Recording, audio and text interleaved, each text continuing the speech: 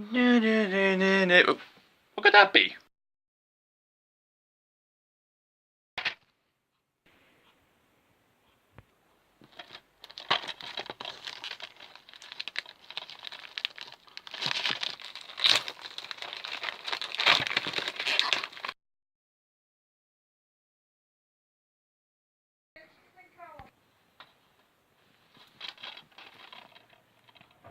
The Kingdom of Dreams and Madness. This is a Studio Ghibli documentary directed by Mami Tsunada. Studio Ghibli, over the years, has proved itself to be one of the greatest animation studios of all time. And now we get to see a glimpse of the everyday life of what it's like to work in Studio Ghibli. This documentary focuses on the everyday lives in Studio Ghibli, what it feels like to work there, the obstacles that every staff member would have to go over, and, of course, Hayao Miyazaki, the producer Toshio Suzuki, and the other director, Isao Takahata. The documentary films this over the course of a year, as we see Hayao Miyazaki and his team working on The Wind Rises, a film about a designer of warplanes who just wanted to make beautiful planes. But unfortunately, they were ultimately used as tools of war. Based on a true story, Miyazaki would take it upon himself and his own experiences from the wartime in order to make this film come to life. We see Miyazaki and his team put in so much time and passion just to make this project. Now, something to note is that this documentary mainly focuses on just Hayao Miyazaki and getting to know him more on a personal level. We don't get to see much of Isao Takahata, but they do say that he's busy making his own film called The Tale of Princess Kaguya. And, as they say in the documentary, Takahata just sure loves to just take his time, not caring about schedules. If you want to see more about the making of the Tale of Princess Kaguya, and more about Isao Takahata, then I'd recommend the documentary that comes with a special edition of that film. I'd highly recommend this documentary if you are a Miyazaki fan. And like I said before, in this documentary we get to know more about Miyazaki on a personal level as he goes around his daily routine of working in Studio Ghibli from Monday to Saturday and only taking Sundays off. Such dedication. When he takes Sundays off, he usually takes the time to clean up his local river, since he is a man who loves the environment.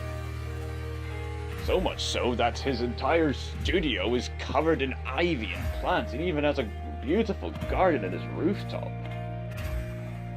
You can tell that this studio absolutely loves nature, and it certainly comes across in their works. We also get to get glimpses of Miyazaki's personality, as well as his own opinions on a nuclear accident, as well as his own opinion on the Zero Plane, which would play a major part in The Wind Rises. Miyazaki has always had a fascination with machines, especially planes, as he feels like flying gives an element of freedom. But at the same time, he's an anti-war person, and those elements are certainly reoccurring elements in his films. Look, he likes to fly and he hates war. Is that good enough for you? That's how a man like him is possible.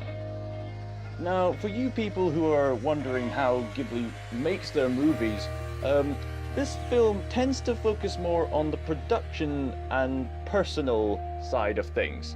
It doesn't necessarily show you how they make the film, necessarily. Oh, don't get me wrong, they do show you glimpses of how they make the animation, and you see them do it every day. And there is a bit near the end where we see the final result come together with Joe making his music, and we do see hiring the perfect voice actor to play the lead role. But aside from that, we just see a daily routine of what it's like to be in Studio Ghibli. A very lovely zen-like environment, but still is a lot of hard work. Because you'd think that all these talented animators would have no problem making these animated projects, seeing how they've come up with masterpiece after masterpiece after masterpiece. And like I said before, we get to know Miyazaki on a more personal level. And Miyazaki is a naturally bitter man, as he describes himself as a 20th century man stuck in the 21st century. He has a few bitter opinions on the world, but he's really a man with a heart of gold deep down inside. He's also fairly strange at times. Like, there's this one scene when he's talking about how he's not a fan of the Zero planes, but then it cuts immediately to him playing with a Zero plane. And he also says that children in general inspire him to do his work. He bought these toy goats for his house, and the children absolutely adore them. Heck, I think I even heard somewhere on the internet that he's going to make a park for children. And every so often throughout the documentary, Miyazaki will give some kind of philosophy on his own experiences of life. Whether it be a story about how his father gave some war refugees, whether it be a memory of recalling his father giving out chocolates to people who were having shelter in his home during wartime, or maybe just some of his philosophies about life, Miyazaki is always fascinating to listen to. He often talks about the meaning of life and the power of animation. There was this one scene when he's talking to the document maker, and he tells her that he can imagine someone leaping from rooftop to rooftop, climbing up pipes, as it shows clips from some of his other movies, saying that anything is possible in animation. We also get to see more of the producer, Suzuki, and we get to see glimpses of Takahata, but we don't get to see much of him. Again, go see that other documentary if you want to see more of his work. Not only did the filmmakers capture Studio Ghibli creating The Wind Rises, but they also did it during Hayao Miyazaki's retirement. These days would record his last days of working in Studio Ghibli, until he came out of retirement again to make another film. Okay, what the heck? Sorry. No, of course this isn't Miyazaki's final retirement. Miyazaki's recently just come back from retirement to make another animated film. This time about a caterpillar. Okay, Hayao Miyazaki. As much as I'm looking forward to your film, there's still this part of me deep down inside that just looks back at your documentary, a documentary that was partly talking about how The Wind Rises was your last film that you were ever going to make before your official retirement. And then you just came back anyway, and then looking at your career, it makes me go, really? I mean, for goodness sakes, you've retired multiple times. When are you gonna make up your mind?